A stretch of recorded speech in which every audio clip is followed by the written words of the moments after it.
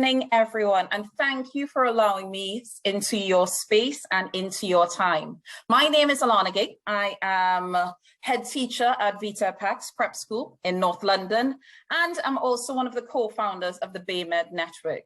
And we are doing this career progression and conference tonight in conjunction with the Church of England Education Office. Now, I'm just going to give you a little brief on how tonight is going to go. We are going to start off and you get a short presentation, about 30 minutes, that we're going to tell you about some journeys into headship. And we're going to talk more about headship. After that, we're going to switch the recording off. And that will be your opportunity to have that personalized conversation with us about where you are in your journey and how you want to progress. Now, we've called this session tonight Leaders Like Us, and I wanted to call it Leaders Like Me, but I don't want everybody to be like me just yet. I want everybody to feel the confidence that they can be in a position where they are head teachers, they can be in a position where they are leaders in education, and that they can be at the forefront of everything that's happening. So when we decided that we were going to have a session called Leaders Like Us, we thought about, well, what are the essential elements we need to bring to the fore? So the first thing we need to worry about and think about is what risks do educators racialized as UK minority ethnic, what are the risks that they face around progression? And then that brought us further into, well, are those risks as a result of the assumptions that applicants make about places they're going to, or about the process, or about even their prospects of getting into leadership and headship positions? Because let's face it, if you look at the statistics, you won't feel encouraged. And then we also thought about what assumptions are recruiters making? What are the things that they think that leaders like us want? And what are the things that they think leaders like us are fearful of? Why is it a deficit model that tends to come out in everything that we do? And why is it that they're not able to see education leadership differently? Well, after we considered those ideas and assumptions, we thought, well, what issue can we do? Because if you know anything about me and about the people I work with, we're not about the talk, we're about the action and the impact. And we want to make sure that we had some really actionable points. So we said, well, what is it that we can tackle immediately? And what is it that we need to look at in the longer term? Because let's face it, we're not trying to improve the system for you or for me, we're doing it for generations to come. So how do we make it a sustainable change so that we usualize the presence of difference within our education system itself? And then what would that solution be dependent on? What is it that we need to do? What is it that we need to build? And how do we make sure that it is something that we all are working towards?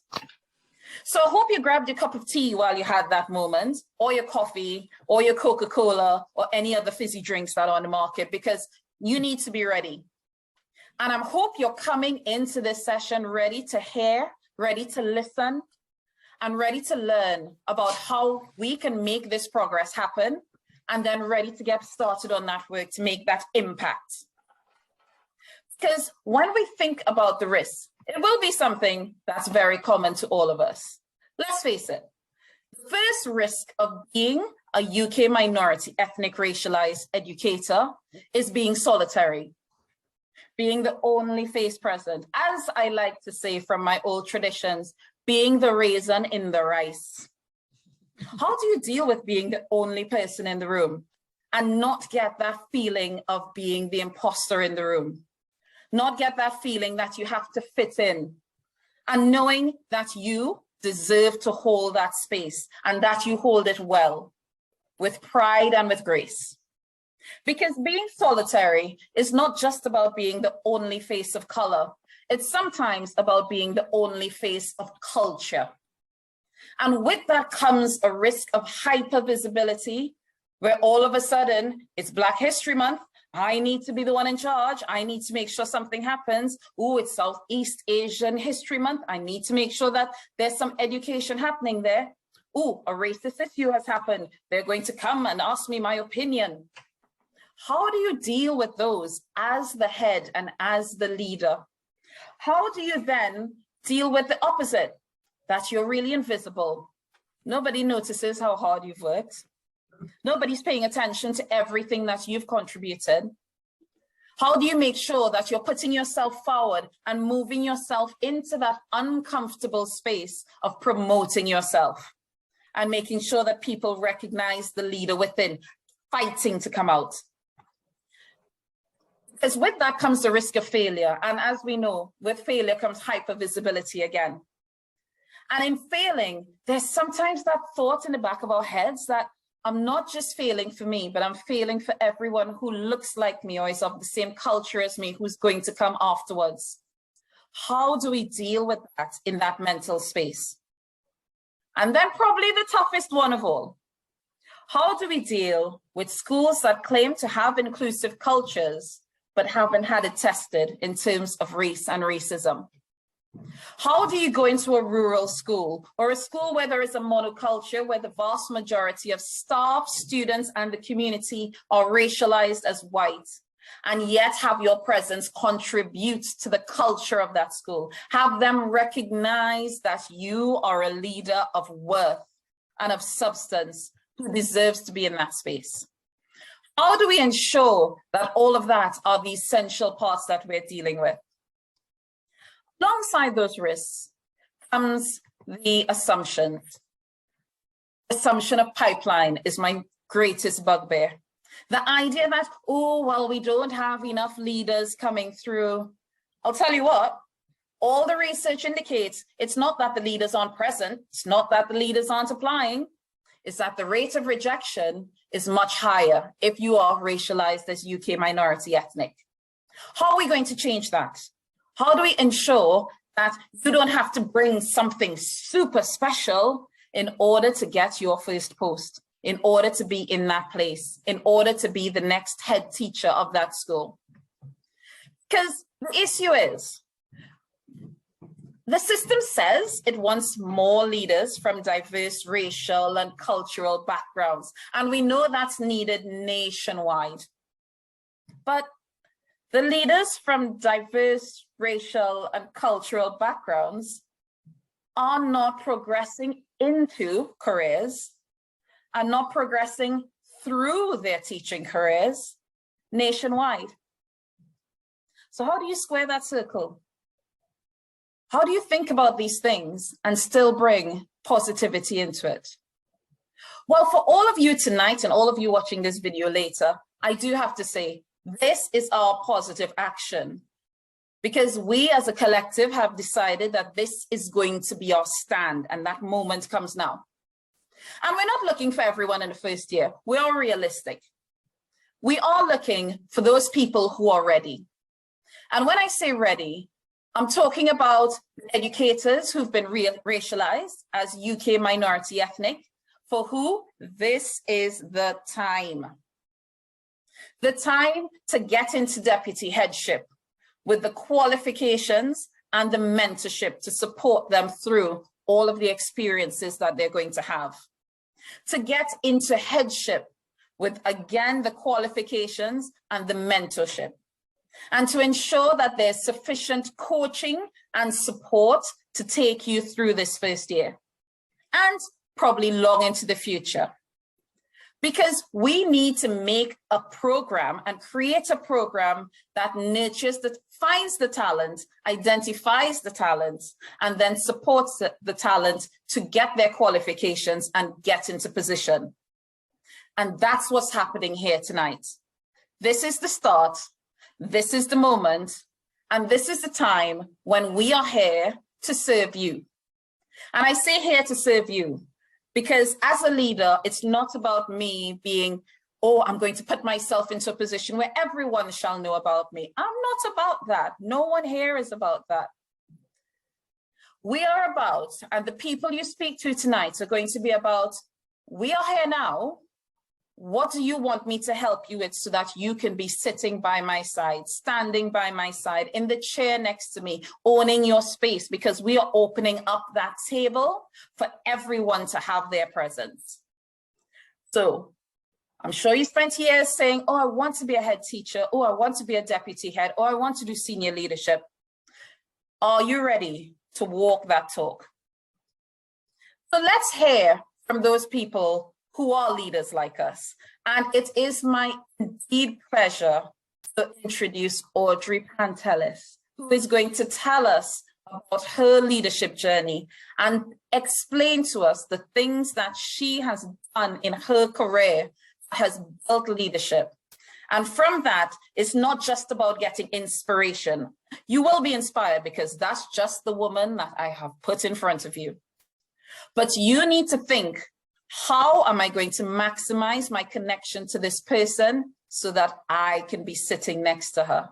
How am I going to learn from what she says so that I can be in that position of leadership next? So Audrey, please, I hand over to you. Thank you very much, Alana. Good evening, everyone. It's lovely to be here with you this evening. And yeah, I have some nuggets. Whether you call it wisdom or not, who knows? I'll leave that to you. But yeah, happy to talk about where I've been and where you can be too. Most definitely where you can be. As Alana said, there is no reason on this good earth why you are not able to do what I have done. So I'm going to take you all the way back. Some of you probably weren't even born at this time, but 2005 I remember driving one day, and I was a head of faculty. So I'd managed to become a head of department from being a teacher. I'd managed to become a head of department, and then I was a head of faculty. So I was looking after two subjects, art subjects. And I effectively thought to myself, you know what? I think I can be a head. So I had started teaching back in 1991, and most definitely some of you probably weren't born then, I'm sure. But the reality was, back in 1991, I went into teaching thinking I'd just do it for a year or two.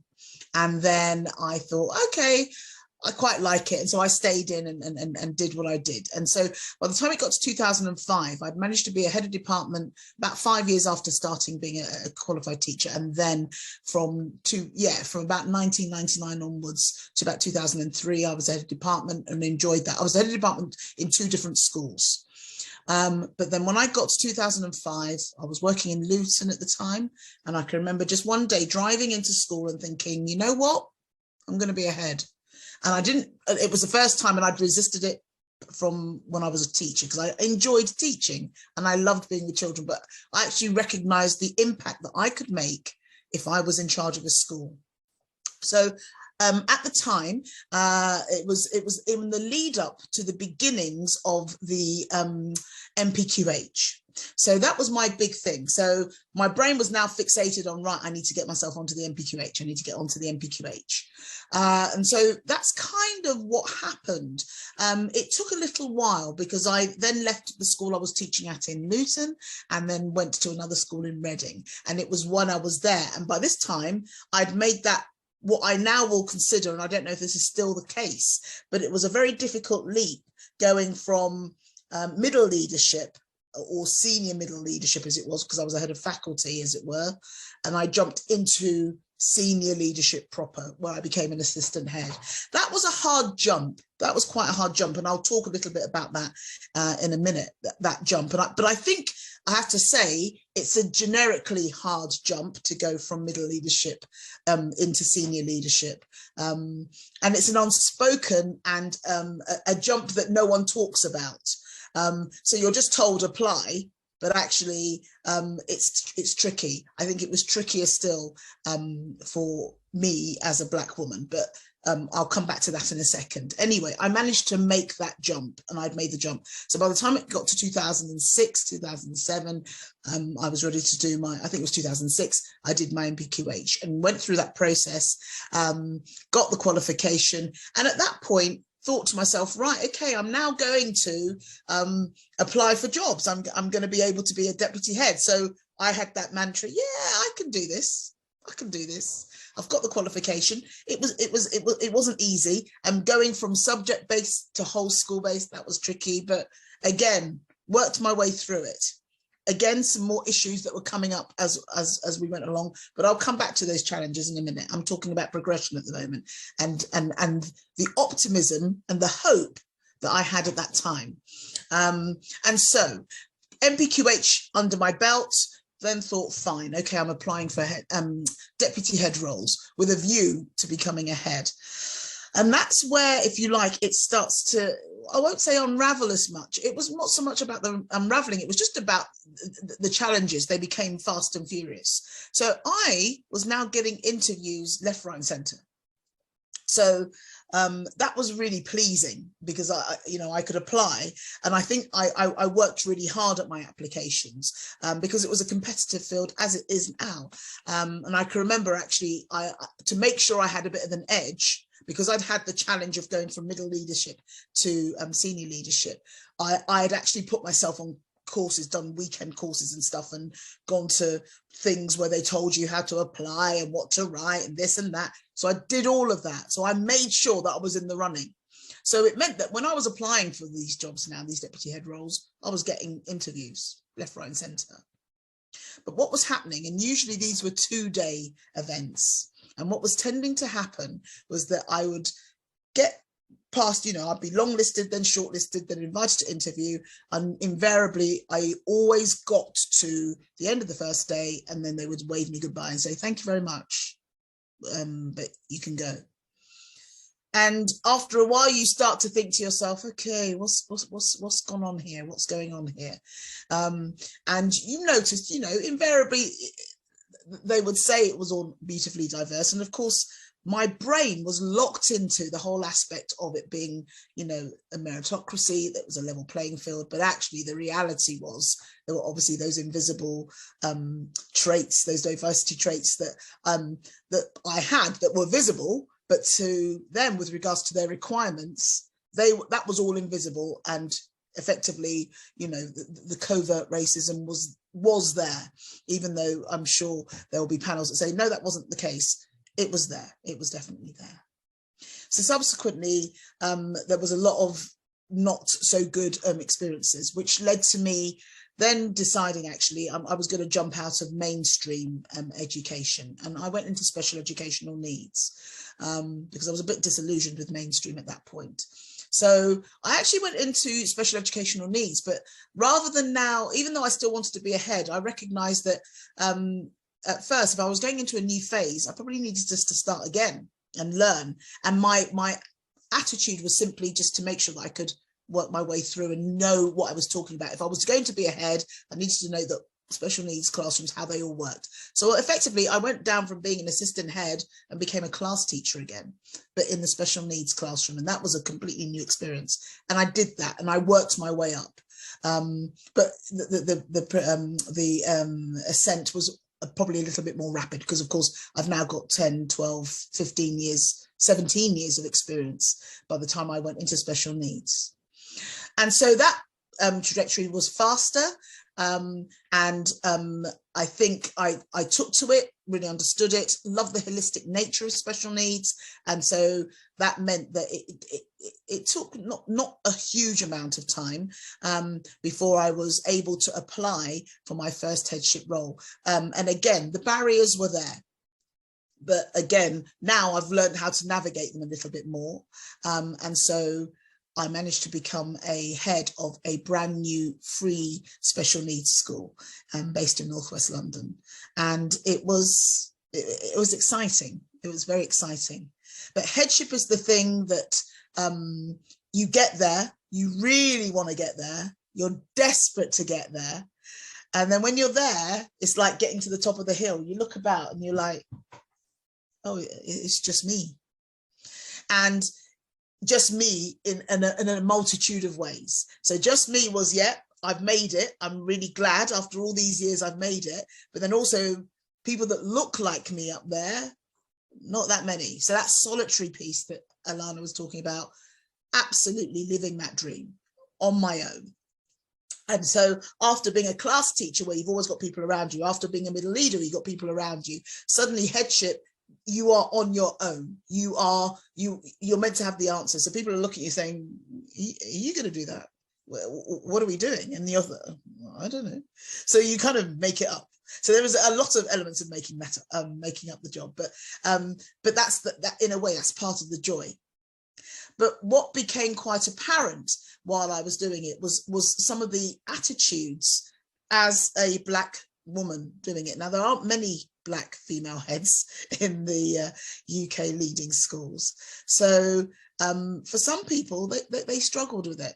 They struggled with it. And it was their issue, not my issue.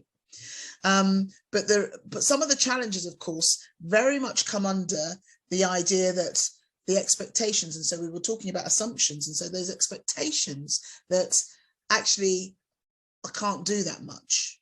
So if you are a Black teacher wanting to go up and get, move on up, then the assumption that you are only going to be interested in pastoral issues, even though you may have an absolute, might have a demon timetable brain, or you might be the person that is teaching and learning, giddy, you get giddy every time you see different strategies and pedagogies and stuff. Some people will just look at you and just think, oh, pastoral, oh, arts, and I was arts background, or sport, and then they box you in. So we can all have that, but that's compounded when you look the way we look. So also the expectation that I didn't have the experience, especially when I went into special needs, that was also another thing as well. So I'd have to remind people that, yes, I might be new to special needs, but actually I've got 17 years of experience in a classroom. I can work with 30 children, on my own. So yes, I can work with 8 children who have got learning needs. Again, I had to work on my own, but actually in special needs, you're often working with other adults. And so you've got that whole thing about trying to negotiate that. And then so you're managing other adults as well. So these are also some of the experiences that you come across, and the barriers that you come across, and people not expecting you to be able to manage that. So I think the experience, these are the things that we can get hemmed in by, most definitely. And then, of course, that whole thing about knowing your subject and knowing your area, we know we have to work really hard. We know that. We know that we have to go in. I know that's what my mum and dad told me. Go in and make sure you know your stuff. So I always made sure I knew my stuff and more. And more, because to make sure there was no doubt, there was no oh, I'm not sure. And so I always went in ready. I was always ready.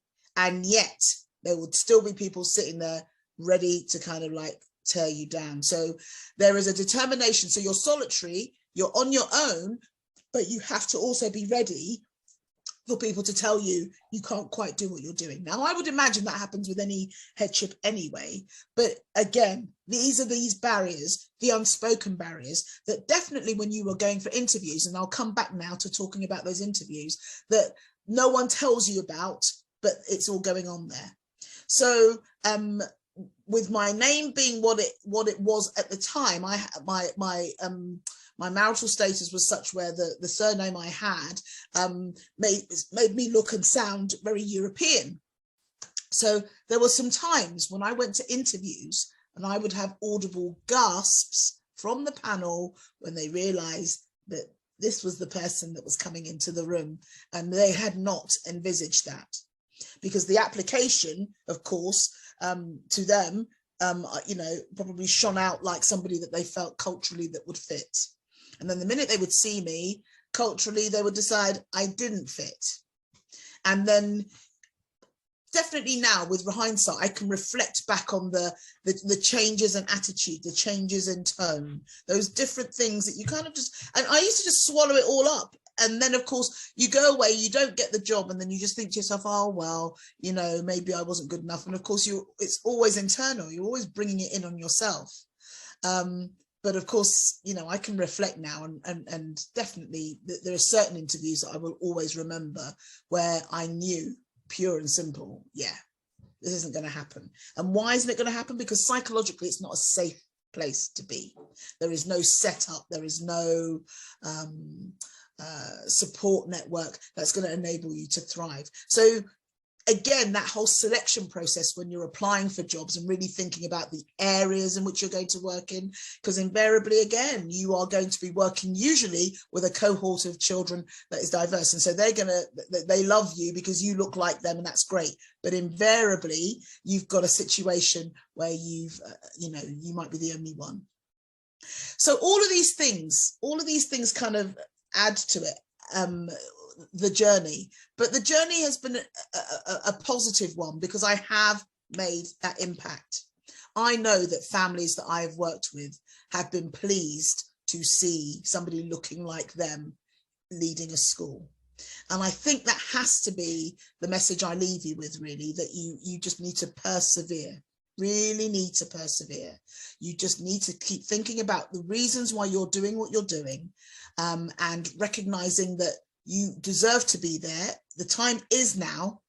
And it very much is nothing to do with me with regards to what I'm doing, because in fact I'm no longer a head now. I now work in a slightly different space. But what I can tell you is the fact that it's easily one of the best jobs, well, the best job in the world, and worthy of your time and efforts. So it's really, the thing I didn't have is what we're doing right now, the advice and the support.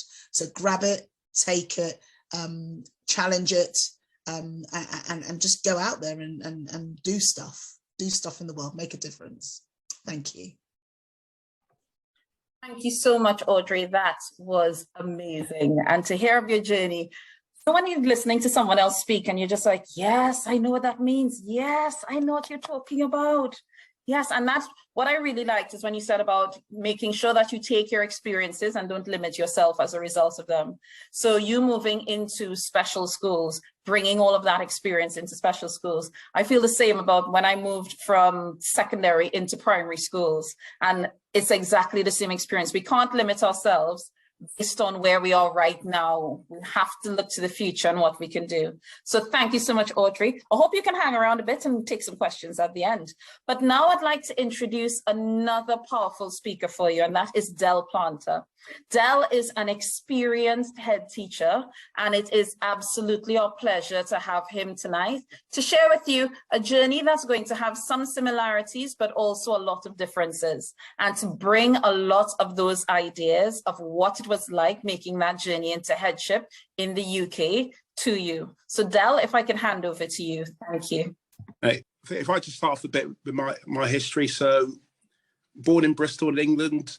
Both my parents came to England from Jamaica as teenagers, and for them, education was the key to, a better life. And I think that's the same for most of our families. Me being in a secondary school as a youngster, I got excluded the first week of year 7. And, when I think back to my schooling, I believe, as one of the few black students in a predominantly white school in the 80s, it wasn't easy. And yet I was inspired by teachers who showed me that I had potential. And so my whole thing about education is inspiration from my parents, but also the difference that we can make as educators from what I saw from other teachers like Mrs. Miranda, who I will mention, one of my history teachers who inspired me, and Miss Robbins, one of my year 6 teachers who told me that I would be a leader back when I was like 10 years old. So I want to acknowledge those people. In terms of my career, this is my 4th headship. So I'm head teacher of St Mary Redcliffe in Bristol, which has 1,800 students, 700 in the 6th form and 1,100 in the main school. Prior to that, I was executive head teacher at a school in Bristol. I've also been a head teacher in a school in South Gloss, and did a headship also in Bristol as well. So my 4th school. And I was really blessed to be in a faith school. But I suppose looking at my journey, I made some decisions quite early on around, I didn't want to be pigeonholed. I knew that I would be expected to be someone who can work really, really well in predominantly black schools with high percentage of black students. And I knew for a fact in choosing my schools, I had to show that I can cut it in lots of different settings. So although I'm committed to comprehensive, and I never kind of went back on that. And I've just seen Sauda message. So Sauda, good to see you or hear from you. Bless you. Well, my son. So in terms of making decisions, I think one of the challenges for us, particularly outside of London, is make a decision that we're going to thrive in predominantly white schools and show that we can make a difference. So I worked in Downing School in Bristol, my NQT school. Went really well there, won National Teaching Award. And from there, I went to a school called Henbury, which was a predominantly white working class school where people like us are not meant to flourish. And I'm a big believer that because, and I generalize our understanding of injustice and the power of relationship and so forth, I was able to thrive there. I can connect with, white working class students, students from lots of different backgrounds. One of my encouragements would be just to understand that we can thrive in most schools and not to be pigeonholed as someone who can only work with the most challenging classes or schools which only have people that look like us. And I'm in a school now where it's 51% BAME, that's a phrase is used, but that's from being in schools where I've been semi-rural and flourished. It's been difficult. You get a message saying a parent wants to see the head teacher. You come down the stairs and the parent says, I'm not speaking to you. I want to see the head teacher. And then you have to explain that you are the head teacher. And that stuff still happens. But I think my message is, because of the journey of having gone through these different settings, you get this resilience, which is, as the previous speaker was talking about, that, I am enough, I'm able to flourish in these settings. And so I think as a leader, I made a mistake of running away from headship. I did too many assistant headships because I wasn't quite sure did I have what it took. And the turning point for me, having gone through lots of different styles of school, which is you have to be yourself. You have to be authentic as you as a leader. And I think the moment that I realized that it wasn't about me trying to fit in, but about what can I bring to an organization with my background, with the wisdom from my parents and my grandparents, with my experience of racism, with my love for justice, what could I bring to each school? And all schools really need are people who are passionate about education, people who love young people and value justice. And I think if that's what we bring, along with that skill set of, we are experienced educators, then for me, we bring so much to the organisation. And so in Bristol, and I'm speaking again about the Southwest because there's a big emphasis on London, but for me, in the Southwest, it is very challenging because I think if you saw the Aisha Thomas BBC footage around there being 26 black teachers in Bristol, there's a real drive for people like me, people like us, now doing what Mr. Miranda did for me, which is about saying to others, okay, you're good enough and you can flourish as a teacher. And so, and I'm going a bit off course because I don't want to talk just about my career journey all the time. I think those of us who are in these positions really need to be pushing to the universities and the initial teacher training colleges and to the sixth form colleges and speaking to, young black, dual heritage, ethnic minorities about inspiring them to go into the teaching profession. Because until we do that, we will not see more leaders like us. So jumping back into my career, in terms of the schools that I've worked in, apart from being some predominantly white, some semi-rural, some quite mixed ethnicity, I've made sure that I've covered most of the SLT portfolios. So it had to be strategic, and it wasn't being wise after the event. I knew that I couldn't just be as good as my peers. I had to be stronger and more effective. So I made sure, it sounds boring, but I understood health and safety, I understood attendance, curriculum, you name it. And although you're going to specialize, make sure you're developing that rounded understanding of what it takes to lead a school. You don't need to be an expert, but just making sure you're speaking to those people about, okay, how do you do a timetable? Might not understand everything about a timetable, but I just need to know, okay, what does it entail? And just broadening your knowledge, because sometimes I found I was expected to know loads about behaviour, but then when you showed actually I'm rounded, I know about curriculum, I know about mental health and all these other things. I think that was really important for us because there are challenges when we go for jobs. So that would be a real kind of encouragement that I would give people. I would say when I took on my first headship, which was Marwood School, which was a school which featured in the BBC Two programme School a few years ago.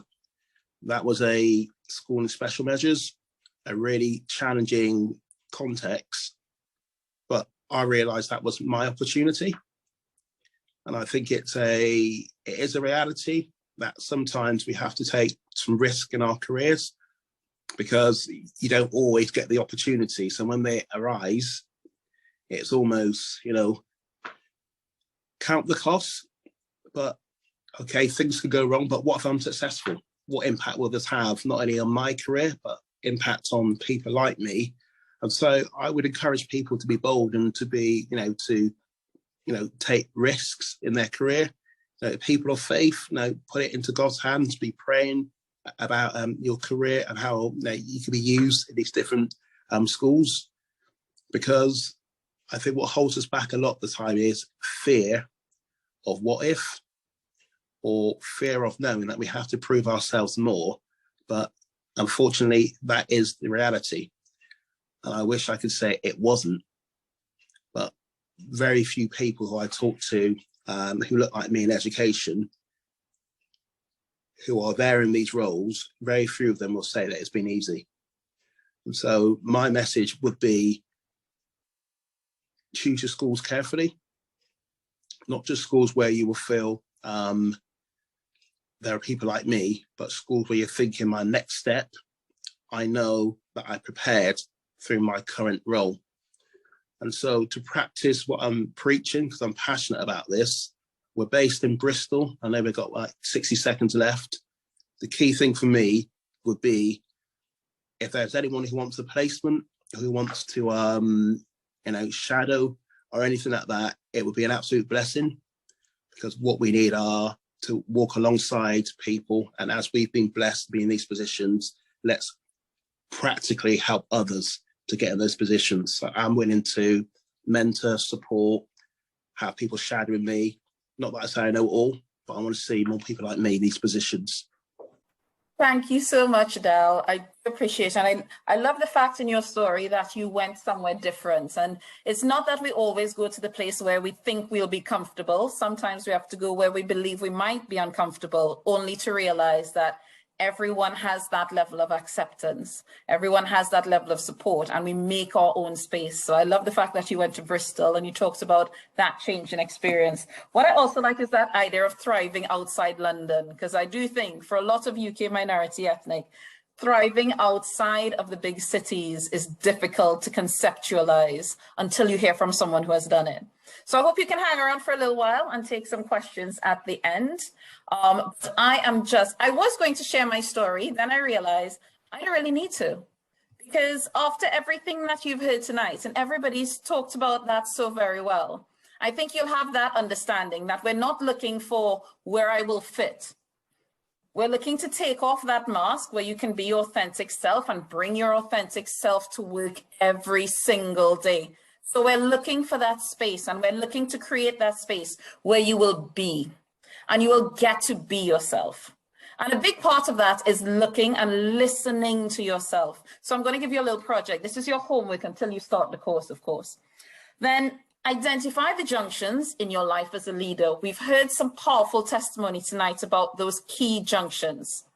But we need to think really deeply about how our emotions lead us down that leadership path, how we might use our faith to guide us, or how we might use experience or mentors and coaches around us, and how that helps to build your philosophy of leadership. Because by doing this on a daily basis and reflecting on where we are, That's when we do, as Del has said, stop running away and overemphasizing, well, I need to get more experience. And instead we put ourselves forward because we know that we are ready. And we know that this is the moment. We just need to grab it. So let's look at how we can get to that point of hiring me, because we know that talent comes in many, many packages. And we're looking at how within the Church of England and all schools, because this is system-wide change and positive action that we're going for, how do we make it okay to be different and make it okay to be authentic? I have one challenge for you. Before you decide to step on, and once you've looked at yourself and you've made that change happen, there's one promise I want you to make and commit to this evening. I always say that when you're a leader, you're about growing yourself. And that's what we're looking at tonight. How are you going to grow yourself into that next phase? But what you'd have seen from Audrey and Del is that offer of when you're actually a leader and in that position, you grow others.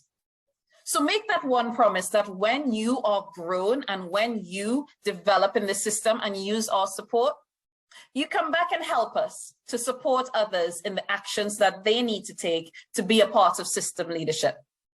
So let's go.